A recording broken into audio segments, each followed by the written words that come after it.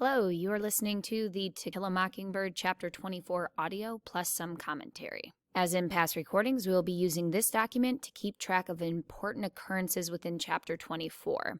Now, right off the bat, we're going to meet some of the Maycomb ladies, and they're having what's called a missionary tea circle, which is where a bunch of women come and gather, and they have a meeting, and they're there to discuss this tribe and how they want to help this tribe. However, it just turns into one huge gossip fest. So look out for hypocrisy and try to figure out why Leah included this scene as you're reading this chapter. All right, let's get to reading on page 305. Calpurnia wore her stiffest starched apron. She carried a tray of Charlotte. She backed up to the swinging door and pressed gently. I admired the ease and grace with which she handled heavy loads of dainty things. So did Aunt Alexandra, I guess, because she had let Calpurnia serve today. August was on the brink of September. Dill would be leaving for Meridian tomorrow. Today he was off with Jem at Baker's Eddy. Jem had discovered with angry amazement that nobody had ever bothered to teach Dill how to swim, a skill Jem considered necessary as walking. They had spent 2 afternoons at the creek. They said that they were going in naked and I couldn't come, so I divided the lonely hours between Calpurnia and Miss Maudie. Today, Aunt Alexandra and her missionary circle were fighting the good fight all over the house. From the kitchen, I heard Mrs. Grace Merriweather giving a report in the living room on the squalid lives of the Maroonists. It sounded like to me. They put the women out in huts when their time came, whatever that was. They had no sense of family. I knew that distressed Auntie. They subjected children to terrible ordeals when they were 13. They were crawling with yaws and earworms. They chewed up and spat out the bark of a tree into a communal pot, and men got drunk on it. Immediately thereafter, the ladies adjourned for refreshments. I didn't know whether to go into the dining room or to stay out. Aunt Alexandra told me to join them for refreshments. It was not necessary that I attend the business part of the meeting. She said it bore me. I was wearing my pink Sunday dress, shoes, and a petticoat, and reflected that if I spilled anything, Calpurnia would have to wash my dress again for tomorrow. This had been a busy day for her. I decided to stay out. "Can I help you, Cal?" I asked, wishing to be of some service. Calpurnia paused in the doorway. "You be still as a mouse in that corner," she said, "and you can help me load up the trays when I come back." The gentle hum of the ladies' voices grew louder as she opened the door. "Why, Alexandra, I never saw such Charlotte. Just lovely. I never can get my crust like this, never can. Who'd 'a' thought of a little dewberry tarts? Calpurnia? Who'd 'a' thought it? Anybody. Tell you that preacher's wife. No, she is. And that other one not walking yet." They became quiet, and I knew they had all been served. Calpurnia returned and put my mother's heavy silver pitcher on a tray. "This coffee pitcher's a curiosity," she murmured. "They don't make 'em these days." "Can I carry it?" "If you be careful and don't drop it, set it down at the end of the table by Miss Alexandra, down there by the cups and things. She's gonna pour." I tried pressing my behind against the door as Calpurnia had done, but the door didn't budge. Grinning, she held it open for me. "Careful now, it's heavy. Don't look at it, and you won't spill it." My journey was successful. Aunt Alexandra smiled brilliantly. "Stay with us, Jean Louise," she said. This was a part of her campaign to teach me to be a lady. It was customary for every circle hostess to invite her neighbors in for refreshments, be they Baptists or Presbyterians, which accounted for the presence of Miss Rachel, sober as a judge, Miss Maudie, and Miss Stephanie Crawford. Rather nervous, I took a seat beside Miss Maudie and wondered why ladies put on their hats to go across the street. Ladies in bunches always filled me with vague apprehension and a firm desire to be elsewhere. But this feeling was what Aunt Alexandra called being spoiled. The ladies were cool in fragile pastel prints. Most of them were heavily powdered but unroughed. The only lipstick in the room was Tangy Natural. Cutex Naturals sparkled on their fingernails, but some of their younger ladies wore rose. They smelled heavenly. I sat quietly, having conquered my hands by tightly gripping the arms of the chair, and waited for someone to speak to me. Miss Maudie's gold bridge work twinkled. "You're mighty dressed up, Jean Louise," she said. "Where are your breeches today?" "Under my dress." I hadn't meant to be funny, but the ladies laughed.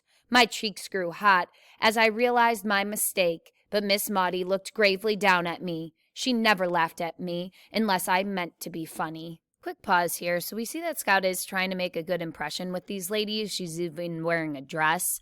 And Miss Maudie, who's friends with Scout and is kind to Scout, asks her where her breeches are, just as like a form of conversation. And when she says they're under her dress, all the other ladies laugh at Scout, and Miss Maudie doesn't here. We also see that Scout is trying to come into her own as more of an adult. So she's watching Calpurnia and is admiring how she walks and how she is able to easily move around the room with food trays. And so we see that she is starting to get ideas of what it means to be a lady in society, and some of these ideas might be good, and some of these ideas might be based upon stereotypes and expectations of that time of how women should behave. So be on the lookout for how Scout is trying to observe this situation and also how she's trying to quote unquote act like a lady. In the sudden silence that followed, Miss Stephanie Crawford called from across the room, "What you going to be when you grow up, Jean Louise, a lawyer?" "No'm, I thought about it," I answered, grateful that Miss Stephanie was kind enough to change the subject. Hurriedly, I began to choose my vocation. Nurse? Aviator? "Well, why, shoot, I thought you'd want to be a lawyer. You've already commenced going to court." The ladies laughed again. "That Stephanie's a card," somebody said. Miss Stephanie was encouraged to pursue the subject. "Don't you want to grow up to be a lawyer?" Miss Maudie's hand touched mine, and I answered mildly enough, "No'm, just a lady." Miss Stephanie eyed me suspiciously, decided that I meant no impertinence, and contented herself with, "Well, you won't get very far until you start wearing dresses more often." Miss Maudie's hand closed tightly on mine, and I said nothing. Its warmth was enough. Mrs. Grace Merriweather sat on my left, and I felt it would be polite to talk to her. Mr. Merriweather, a faithful Methodist under duress, apparently saw nothing personal in singing "Amazing Grace, how sweet the sound," that saved a wretch like me. It was the general opinion of Maycomb, however, that Mrs. Merriweather had sobered him up and made a reasonable, useful citizen of him. For certainly Mrs. Merriweather was the most devout lady in Maycomb. I searched for a topic of interest to her. "What did y'all discuss this afternoon?" I asked. "Oh, child, those poor Maroonahs," she said, and was off. Few other questions would be necessary. Mrs. Merriweather's large brown eyes always filled with tears when she considered the oppressed, living in that jungle with nobody but J. Grimes Everett, she said. Not a white person'll go near 'em, but the saintly J. Grimes Everett. Mrs. Merriweather played her voice like an organ. Every word she said received its full measure. The poverty, the darkness, the immorality. Nobody but J. Grimes Everett knows. You know, when the church gave me that trip to the campgrounds, J. Grimes Everett said to me, "Was he there, ma'am?" I thought. "Home on leave," J. Grimes Everett said to me. He said, "Mrs. Merriweather, you have no conception of what we're fighting over there." That's what he said to me. "Yes, ma'am." I said to him, "Mr. Everett," I said, "the ladies of Maycomb, Alabama Methodist Episcopal Church South are behind you 100%. That's what I said to him. And you know, right then and there, I made a pledge in my heart. I said to myself, when I go home, I'm going to give a course on the Maroonahs and bring J. Grimes Everett's message to Maycomb. And that's just what I'm doing." "Yes, ma'am." When Mrs. Merriweather shook her head, her black curls jiggled. "Jean Louise," she said, "you are a fortunate girl. You live in a Christian home with Christian folks in a Christian town. Out there in J. Grimes Everett's land, there's nothing but sin and squalor." "Yes, ma'am." Sin and squalor. What was that, Gertrude? Mrs. Merriweather turned on her chimes for the lady sitting beside her. "Oh, that, well, I always say, forgive and forget. Thing that church ought to do is help her lead a Christian life for all those children from here on out. Some of the men ought to go out there and tell that preacher to encourage her." Excuse me, Mrs. Merriweather? I interrupted. Are you talking about Mayella Ewell? No, child, that darkie's wife. Tom's wife, Tom Robinson, ma'am? Mrs. Merriweather turned back to her neighbor. There's one thing I truly believe, Gertrude, she continued, but some people just don't see it my way. If we just let 'em know we forgive 'em and we've forgotten, then this whole thing'll blow over. Mrs. Merriweather, I interrupted once more, what'll blow over? Again she turned to me. Mrs. Merriweather was one of those childless adults who find it necessary to assume a different tone of voice when speaking to children. Nothing, Jean Louise, she said in stately Largo. The cooks and the field hands are just dissatisfied, but they're settling down now. They grumbled all next day after the trial. Mrs. Merriweather faced Mrs. Farrow. Gertrude, I tell you, there's nothing more distracting than a sulky darky. Their mouths go down to here. Just ruins her day to have one of 'em in the kitchen. You know what I said to my Sophie, Gertrude? I said, Sophie, you simply are not being a Christian today. Jesus Christ never went around grumbling and complaining, and you know, it did her good. She took her eyes off that floor and said, No, Mrs. Merriweather, Jesus never went around grumbling. I tell you, Gertrude, you never ought to let an opportunity go by to witness for the Lord. I was reminded of the ancient little organ in the chapel at Finch's Landing. When I was very small, and if I had been very good during the day, Atticus would let me pump its bellows while he picked out a tune with one finger. The last note would linger as long as there was air to sustain it. Mrs. Merriweather had run out of air, I judged, and was replenishing her supply, while Mrs. Farrow composed herself to speak. Mrs. Farrow was a splendidly built woman with pale eyes and narrow feet. She had a fresh permanent wave, and her hair was a mass of tight gray ringlets. She was the second most devout lady in Maycomb. She had a curious habit of prefacing everything she said with a soft, sibilant sound.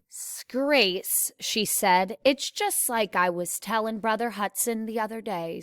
Brother Hudson, I said, looks like we're fighting a losing battle, I said.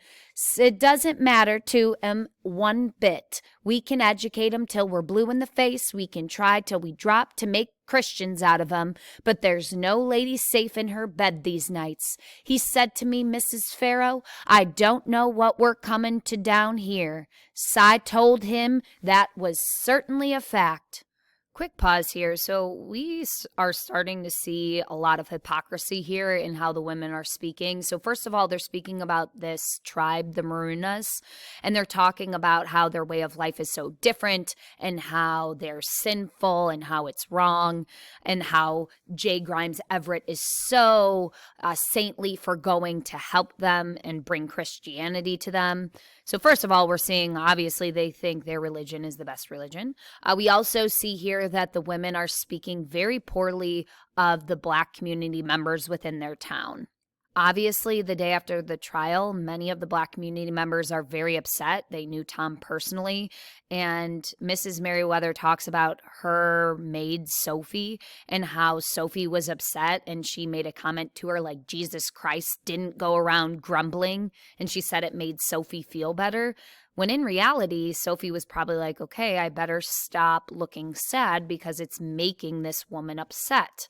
So Mrs. Merriweather sees herself as this holy and righteous person. However, we as the reader are seeing she's not being kind to the Black community members in her own town, even though she's talking about how they need to be helping this Maroonah tribe in Africa.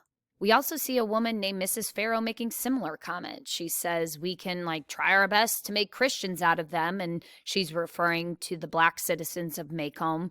And then she makes a comment of no woman is safe in her bed. So we see these very racist comments coming out of these women who Scout calls the most devout women of Maycomb, and she most likely thinks that because they speak very highly of themselves and are always talking about Jesus and whatnot. However, we see that they treat their community members very poorly, and they're not being Christian in the way that they say they are. Mrs. Merriweather nodded wisely. Her voice soared over the clink of coffee cups and the soft bovine sounds of the ladies munching their dainties. "Gertrude," she said, "I tell you, there are some good but misguided people in this town. Good but misguided. Folks in this town who think they're doing right, I mean. Now, far be it from me to say who, but some of 'em in this town thought they were doing the right thing a while back, but all they did was stir 'em up. That's all they did. Might have looked like the right thing to do at the time, I'm sure. I don't know. I'm not read in that field, but sulky, dissatisfied. I tell you, if my Sophie kept it up another day, I'd have had to let her go. It's never entered that wool of hers that the only reason I keep her is because this depression's on, and she needs her $1.25 every week she can get it. His food doesn't stick going down, does it?" Miss Maudie said it. 2 tight lines had appeared at the corners of her mouth. She had been sitting silently beside me, her coffee cup balanced on one knee. I had lost the thread of conversation long ago, when they quit talking about Tom Robinson's wife, and had contented myself with thinking of Finch's Landing in the river.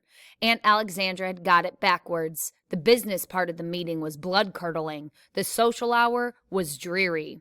Quick pause here. Mrs. Merriweather keeps on complaining about how her maid, Sophie, kept on sulking around after Tom Robinson's conviction. And she says if she would have done it one more day, she would have fired her. And that Sophie needs to get it through her head that she needs the money that Mrs. Merriweather is providing her and that she's doing such a favor to her because the depression's on. However, we as readers can acknowledge that Mrs. Merriweather is paying her for her services. It's not like this is a charity. She is literally giving this woman a job that she feels she needs this woman to do. So she's saying it as though she is doing this act of kindness, when in reality, she needs this woman because she works for her. Mrs. Merriweather is also talking about Atticus here, where she says, oh, some people thought they were doing good a while back, but all they did was stir him up. And Miss Maudie calls her out on it. She says, his food doesn't stick going down, does it? Like, how dare you? How dare you come into Atticus's house, eat his food because Aunt Alexandra's hosting this at Atticus's house, and then insult him here in front of all these women? You gotta love Miss Maudie. Back to reading, page 312. Maudie, I'm sure I don't know what you mean, said Mrs. Merriweather. I'm sure you do, Miss Maudie said shortly. She said no more. When Miss Maudie was angry, her brevity was icy. Something had made her deeply angry, and her gray eyes were as cold as her voice. Mrs. Merriweather reddened, glanced at me, and looked away. I could not see Mrs. Farrow. Aunt Alexandra got up from the table and swiftly passed more refreshments, neatly engaging Mrs. Merriweather and Mrs. Gates in brisk conversation. When she had them well on the road with Mrs. Perkins, Aunt Alexandra stepped back. She gave Miss Maudie a look of pure gratitude, and I wondered at the world of women. Miss Maudie and Aunt Alexandra had never been especially close, and here was Auntie silently thanking her for something. For what, I knew not. I was content to learn that Aunt Alexandra could be pierced sufficiently to feel gratitude for help given. There was no doubt about it. I must soon enter this world, where on its surface fragrant ladies rocked slowly, fanned gently, and drank cool water. Quick pause here. Scout can't seem to figure out why Aunt Alexandra gives Miss Maudie this look of thanks, and we can figure out as readers that Aunt Alexandra is grateful that Miss Maudie stood up and said something because Mrs. Merriweather is insulting Atticus in his own house. And Aunt Alexandra believes in courtesy and being polite and following social norms. So she does not have the courage to say something herself, but she's grateful that Miss Maudie stands up for Atticus here. And Scout is just confused by this whole situation, and she makes the comment that there's no doubt about it, I must soon enter this world. So Scout is realizing that she's growing up and that she needs to start learning what it means to be a lady and act like a lady. And we see that up until this point, Scout has kind of gone against what it means to be a lady. She doesn't want to wear dresses all the time. She doesn't want to do things that little girls do, like have tea parties. And she seems to more so butt heads against the social norms rather than follow them, like Aunt Alexandra. And Miss Maudie seems to be a good role model for Scout, because Miss Maudie, she's willing to go against social norms. She's willing to stand up for what she believes in. So we see that Scout here has two very different role models as far as what it means to be a lady in society. Outside of these two women, Scout also looks towards Calpurnia for how to act and behave in the world. All right, let's get back to reading. But I was more at home with my father's world. People like Mr. Hecate did not trap you with innocent questions to make fun of you. Even Jem was not highly critical unless you said something stupid. Ladies seemed to live in faint horror of men, seemed unwilling to approve wholeheartedly of them, but I liked them. There was something about them, no matter how much they cussed and drank and gambled and chewed, no matter how undelectable they were. There was something about them that I instinctively liked. They weren't hypocrites, Mrs. Perkins. Born hypocrites, Mrs. Merriweather was saying. At least we don't have that sin on our shoulders down here. People up there set 'em free, but you don't see 'em setting the table with 'em. At least we don't have the deceit to say to them, yes, you're as good as we are, but stay away from us. Down here, we just say you live your way and we'll live ours. I think that Mrs. Roosevelt's lost her mind, just plain lost her mind coming down to Birmingham and trying to sit with them. If I was the mayor of Birmingham, I'd... Quick pause here. So when Mrs. Merriweather is saying people up there set them free, she's referring to Northerners, and she's talking about when enslaved people were set free. So here we're seeing her call Northerners hypocrites, which is somewhat ironic because obviously as readers we are seeing her as a hypocrite, but she does not see herself as that. Back to reading, last paragraph on 313. Well, neither of us was the mayor of Birmingham, but I wish I was the governor of Alabama for one day. I'd let Tom Robinson go so quick the missionary society wouldn't have time to catch its breath.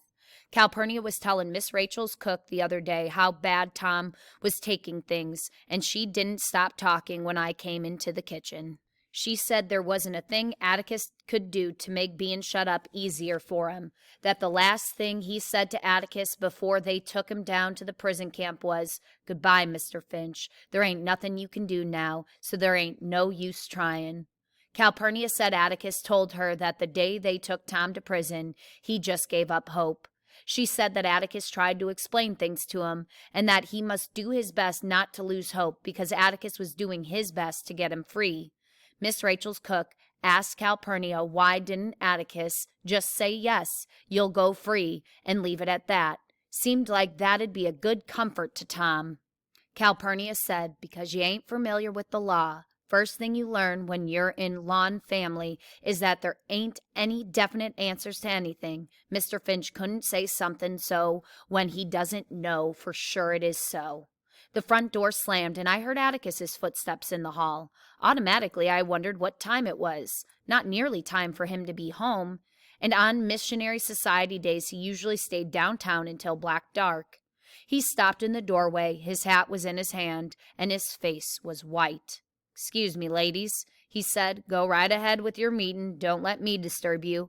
Alexandra, could you come to the kitchen a minute? I want to borrow Calpurnia for a while." He didn't go through the dining room, but went down the back hallway and entered the kitchen from the rear door. Aunt Alexandra and I met him. The dining room door opened again, and Miss Maudie joined us. Calpurnia had half risen from her chair. "Cal," Atticus said, "I want you to go with me out to Helen Robinson's house." "What's the matter?" Aunt Alexandra asked, alarmed by the look on my father's face. "Tom's dead." Aunt Alexandra put her hands to her mouth. "They shot him," said Atticus. "He was running. It was during their exercise period. They said he just broke into a blind raving charge at the fence and started climbing over, right in front of them." "Didn't they try to stop him? Didn't they give him any warning?" Aunt Alexandra's voice shook. "Oh, yes, the guards called to him to stop. They fired a few shots in the air, then to kill. They got him just as he went over the fence. They said if he had had 2 good arms, he'd have made it. He was moving that fast. 17 bullet holes in him. They didn't have to shoot him that much. Cal, I want you to come out with me and help me tell Helen." "Yes, sir," she murmured, fumbling at her apron. Miss Maudie went to Calpurnia and untied it. "This is the last straw, Atticus," Aunt Alexandra said. "Depends on how you look at it," he said.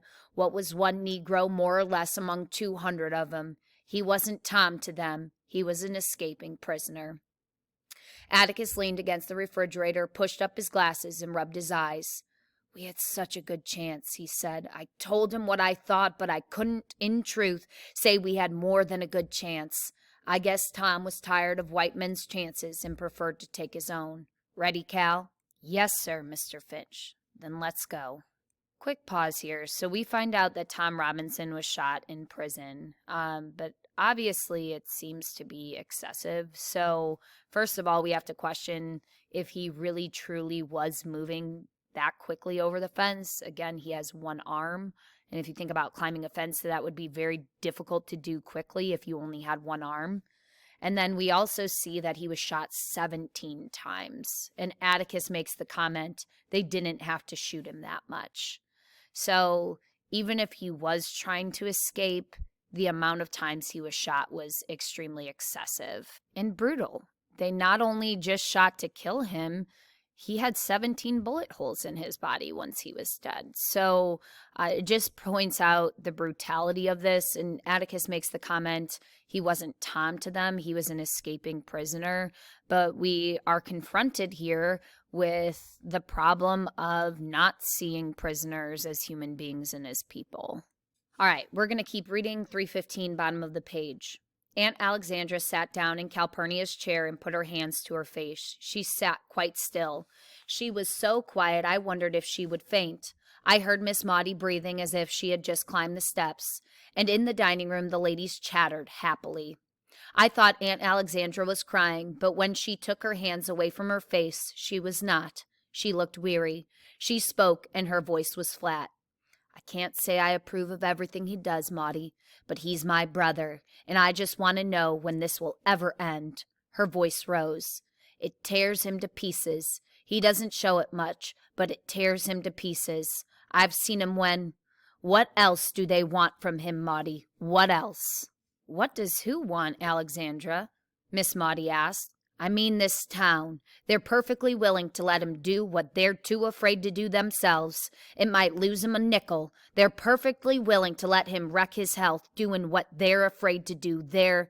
"Be quiet. They'll hear you," said Miss Maudie. "Have you ever thought of it this way, Alexandra? Whether Maycomb knows it or not, we're paying the highest tribute we can pay a man. We trust him to do right. It's that simple." "Who?" Aunt Alexandra never knew she was echoing her 12-year-old nephew.